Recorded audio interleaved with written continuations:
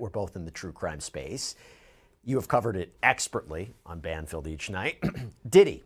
So the man who's facing federal criminal sex crimes charges, scheduled to go to trial in May, facing numerous sexual assault lawsuits, there are those online who believe that these fires were deliberately set to protect him. Apparently because his LA home, which was raided by the feds last year during the investigation, it hasn't been burned to the ground during the fires. As the Daily Mail reports, his home in Homely Hills is close to the Palisades fire path.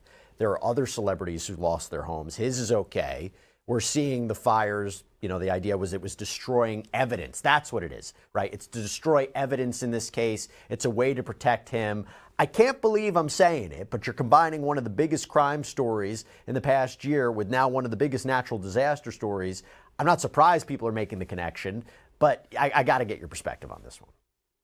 Well, I think a lot of people like to do parlor games.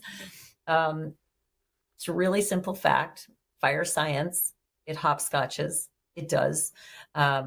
Lots of my friends, family, and former neighbors who live in Los Angeles, their homes were spared when neighbors' homes weren't. Similarly, people have lost their homes when their next door neighbor didn't.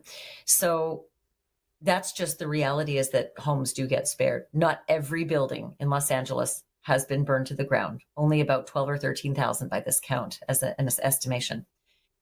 To imagine that someone would start fires in multiple locations around Los Angeles to protect Diddy. First of all, I don't think he's got that many supporters at that level. Second of all, I don't think he has that kind of cachet and sway to make someone do that. And certainly I don't think anybody on a federal level needed to do anything to bolster their case in any way. It's just, pure and simple hogwash. Yeah. I mean, we're talking about the greatest evidence tampering case in U.S. history then, because then we don't realize everything. There's digital evidence. It's already in the possession of the prosecutor's hands. But right.